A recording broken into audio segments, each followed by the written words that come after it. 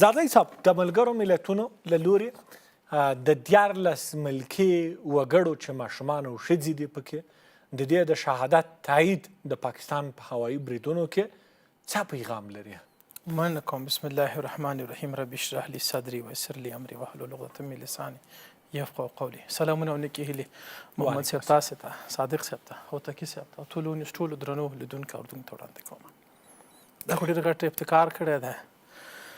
پر موږ افغانانو یې غټ احسان کړی دی. دا خو سره ومنله چې دا افغانستان کې خو یو څو ماشومان یو څو ځوانان شهیدان کړل شوي دي. صرف تایید کړله محمدي صاحب، ما ریپورټ ولوستلو. 2 امریکایان د واشنګټن ډي سي مخې ته، سپینې ماڼۍ مخې ته یو چا ووژل، 11 مملکتونه قرنطین کړل. پر اروپا استرالیا کې د پیشو پل ته ولویږي، یو پښه خوږه شي، مکمل چینل نور باندې غږیږي چې پیشو فلانکي پل کې ولوېدله او خپه یې ماته شوله. اروپا استرالیا نور نړۍ کې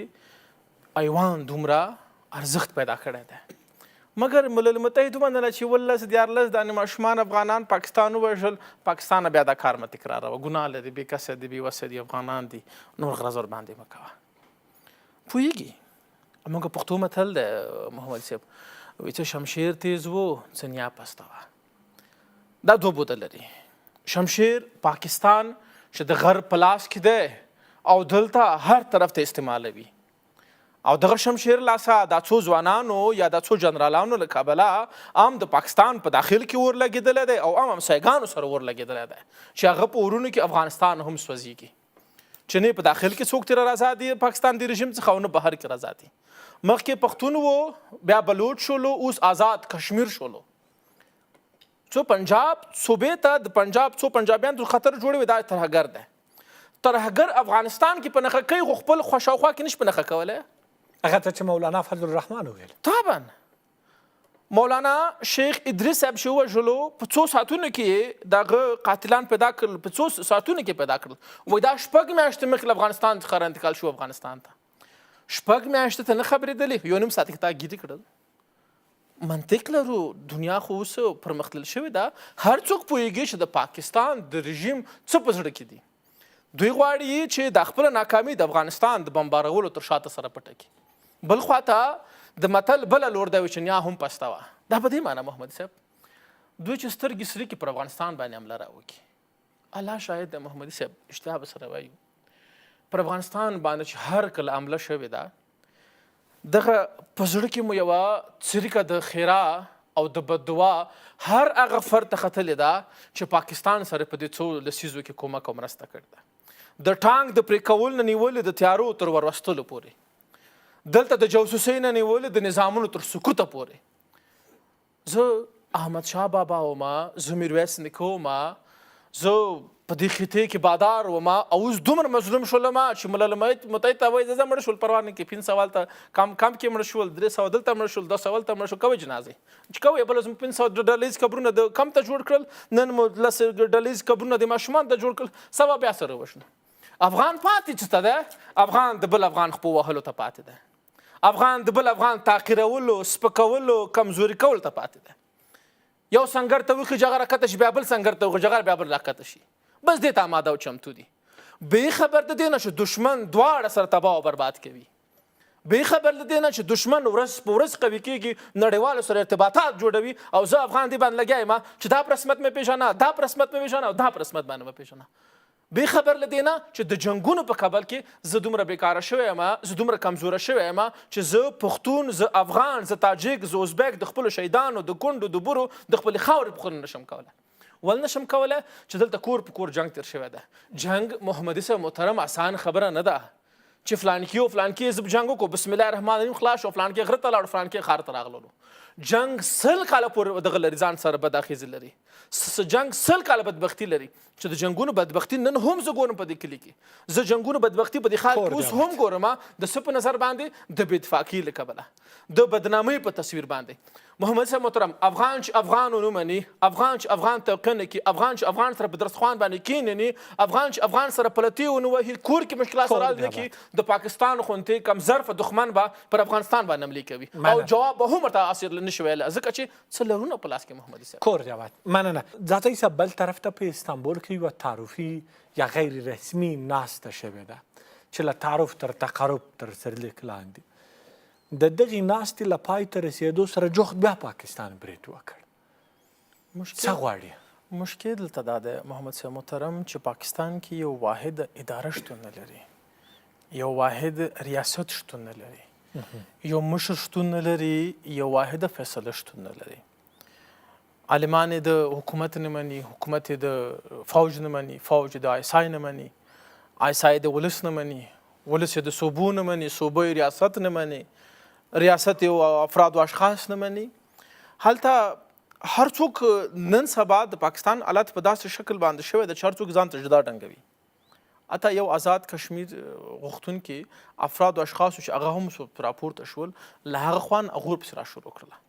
د څه لپاره چې پاکستان هغه تخم چې کرلی و اوس مجبور شوي دي که په داخل کې و که بیرون کې و لکه مخکې چې دلته اشاره ورته وشوله چې پاکستان زوال سره مخامخ ده د خیبر رسمي پاڼې تاسې ورشئ رسمي پاڼه کې اوس هم دا ریپورټ پروت دی تقریبا غالبا افغانستان څخه د حملې چې تېره شپه وشوله دې نه یو ورځ مخکې دا ریپورټ نشر شولو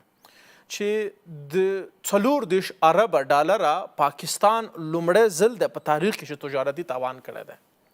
یعنی هم سیاست هم اقتصاد دوی بایللی دی بل خواته ستاسې د سوال مطابق په نړیوالو سټیجونو کې د دوی ناسته هم د دوی د حکومت نمایندګي نه کوي دوی د نړۍ او نړیوالو سره د امتیاز د اخیستلو لپاره یو سمبولیک شکل باندې افراد او اشخاص ورلیږلي دي چې صرف سبا ته هغه ځای پې بند وي چې ورته ووایي چې موږ صلح دوست یو موږ افغانستان سره خبرو اترو ته سره ناست وو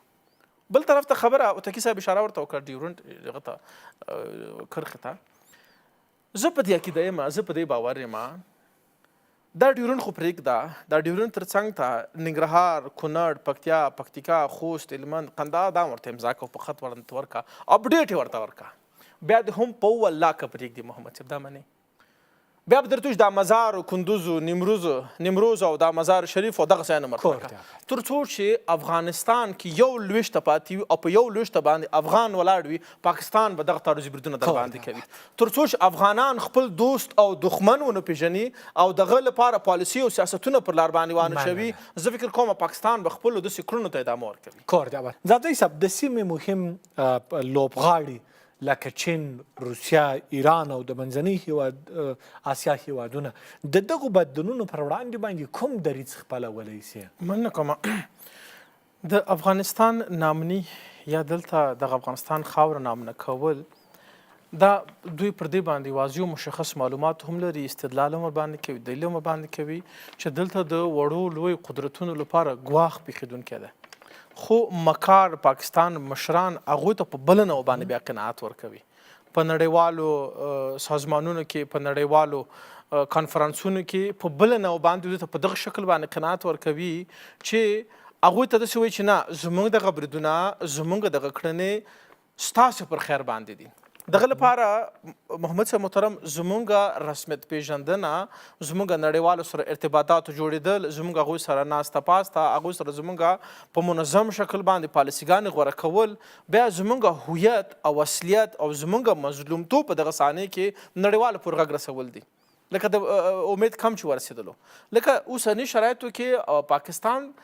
پر دغه باندې کره معلومات لري او پر دې باندې باور لري چې د افغانستان غږ پر هغه معیار باندې نه اوریدل کیږي که ملل متحدې واوري هم ملل متحد څخه د جمهوریت د دورو ترافیک جوړ شوی دی لکه فرض مثال ترافیک به وزیرانو رئیسانو پارلمان وکیلانو ته مکمل سړکونه ساعتونه بندو خو ټیکسوانان به تر شپې پورې ځغلول هغې ته څه ویلی نه شول او دوی نه سترګې لرې کولې نه که افغانستان کې ورته محل کې یو ناترینه پیښه هم وشي بیا افغانستان بندیزونه تحریمونه د افغانستان ګوشهګیري او افغانستان تورلیز د اچول بیا ته وګوره خو د پاکستان له لورې پر افغانستان باندې بریدونه څوک غوږ هم ورباندې تخنوي ځکه چې زه په نړیوالو سازمانونو کې حضوریت نه لرم زه په نړیوالو سازمانونو کې شمولیت نه لرم که شمولیت هم لرم په دریم او څلورم لاس باندې زما خبره هلته اورېدل کېږي نه او که یو شخص په ملل متحد کې سرپرست په شکل باندې ناست دی هغه هم دغه حکومت سره د عقیدې یا د عقدې له کبله په هغه ډګر باندې پر هغه لیول باندې د افغانانو غوږ هلته نه انعکاس کوي د پاکستان په تړاو باندې ناسې معلومات هغوی ته نه وړاندې کوي چې باید ورته وړاندې کړي شي اوس په داسې شرایطو کې چې نړیوال سره مشروعیت نشته موږ افغانانو ته یو لاره بله پاتې دی چې زه ورته قدرتمن شو افغانان په خپل داخلي منسجمتوب کې نور هم کړنې سره وکړي پر څه رقم کړنې کې ټکنالوژي او تحصیل او تعلیم پر خپل ځان باندې سنبال کېدلو لپاره ځکه چې نړیوال سره مشروعیت پر هغه لیول باندې دی چې تقریبا 5 کالونو کې پر هغه لیول باندې ما حاصل نه ګوش ما حاصل کړی وی رسمیت پیژندنې پروسه روسیې په رسمیت باندې پیژندلې هم خو تر دم ګړۍ پورې هغوی څخه یو داسې اقدام یو داسې قدم من لیدلی چې وایم چې د رسمیت پیژندنې له څخه وروسته روسیې کور د آباد دا کار را وکړلو یا دا نور مملکتونه چې سیاسي نمایندګان لرو داسې کړنې کړې وي چې مایل چې کور د آباد هغه کړنې وکړلې په رښتیا ډول باندې هم دا ستا سیاسي نماینده د کور آباد وي خو په هغه لیول باندې ونه شولې یعنې دوی د وزیرانو د رئیسانو په سطح باندې خپل ارتباطات خپل زنګونه میسجونه مبارکۍ سره لري خو دغه 40 میلیونه نفوس په افغانستان کې پروت دی د دوی په تړاو باندې دغه مملکتونه چې افغانستان کې نمایندګان لري نه کوي پوښتنه او موږ او تاسې افغانان هم باید منسجم کړو شو او پر دې باندې باوري اوسېږو چې نړیوال موږ نه راځي خپل خلک ته انعکاس ورکړو نړیوال پورې ورسوو چې د پاکستان ظلمونه په افغانستان باندې تر حد نهایي پورې رسېدلي دي او ادامه هم ورته ورکوي کورونه دوی بمباروي ورزشکاران دوی بمباروي پوهنتونونه دوی بمباروي مسجدونه دوی بمباروي شفخانه دوی بمباروي تر هر حد پورې دوی رسېدلی شي په هغه ډګر کې بیا محمد صاحب محترم ستاسو په شان رسنۍ دي چې رقم د رول په کې لوبولی دی د هرات د زلزلو نیولې تر کونړه پورې د کونړ نیول تر کمپونو د بمباره پورې د کمپونو نیولې تر کونړ پوهنتونه پورې تر هر لیول پورې بیا رسنۍ باید رقم د لکه څومره چې لوبولی نور هم لوبوي چې نړیواله پورې د غږونه انعکاس کړل شي کار دی مننه ځاځی صاحب که له دواړو هیوادونو پالیسي جوړونکو ته یوه مشوره ورکړي یا یو وړاندیز ورته وکړي تر څو پورې دوه ګاونډي هیوادونه یې له یو بل نه مخلصون نسته دي هغه به څه وي محمد صاحب محترم دا تقدیري فیصلې دي لکه تاسو یادونه وکړله یو بل سره همسایي بدلیږي هم نه چې افغانستان شاته و چې بل طرف لاړ پاکستان بل طرف راشي خو د پاکستان عام ولس باندې غږ ورته کوو روحاني شخصیتونو باندې نفوذي شخصیتونو باندې غږ ورته کوو چې د پاکستان د دغه رژیم له کبله لسیزې ستاسې په لمن کې ګڼ شمېر داغونه پرېوتې دي هند د اسرایلو څخه مخکې مرسته تر دغې مرستې ټرمپ ته د نوبل جایزې نه نیولې تر افغانستان بمبارولو پورې د 2001 د افغانستان د اشغال نه نیولې د مولوي صاحب زوی تسلیم نه نیولې تر نن تر هغه مومید کمپه پورې نور د داغونه بس کوي اجازه مو ورکوي چې د پاکستان په دې واړه تاریخ باندې ګڼ شمېر نور داغونه مو لګېږي چې بیا پخپله هم د پاکستانیانو د اسلامیت او د پاکستانیانو پر انسانیت باندې هم بیا سوال پیدا کړل شي راځي د خپل حکومت د خپلو چارواکو د خپلو رهبرانو د خپلو هغه پوزیسیونو مخه سره ونیسي بل لور ته افغانستان دی افغانستان د حکومت ترڅنګ ملت ته هم دغه سپارښتنه دی چې راځي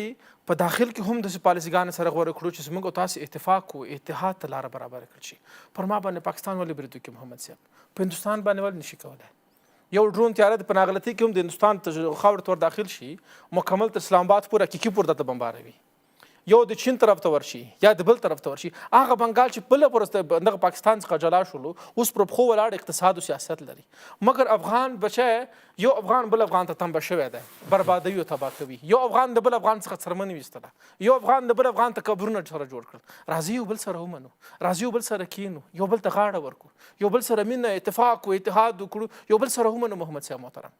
تر څو چې افغان ونه مني پاکستان و زنده‌باد ورباندې پاکستان ورباندې زور کوي پاکستان ورباندې فشار کوي پاکستان پوهېږي چې دغه ځای کې زور باندې بمبار وکړم دوی په خپله کور کې مشکلات سره لري یا کور کې مشکلات ورته زېږوم تر څو تقریبا دوی پوښتنه هم ورسره ونه کړي لکه زه چې په ملل متحد کې سرپرست فرد لرم هلته ناست د سره خو پر هغه لیول باندې غږ زما نه اوچتوي ځکه چې یو شکل په شکل د اشکالو باندې حکومت سره مشکل سره لري حکومت هغه نه مني هغه د حکومت نه مني نو څنګه ملل متحد کې زما غږ سره اوچت کړي ضرور لازمي خونده محمد صاحب محترم د افغانستان په غرونو کې یا په بهر کې یا په داخل کې یو ورځ نه یو ورځ یو څوک ناست وي چې دلته حکومتونه سره تهدید کړي یو ورځ داسې نشي کېدلی محمد صاحب محترم چې همدا افراد او اشخاص ټول د افغانستان په دسترخوان باندې ناست وي مشکلاتو حل کولو لپاره خبرې سره وکړي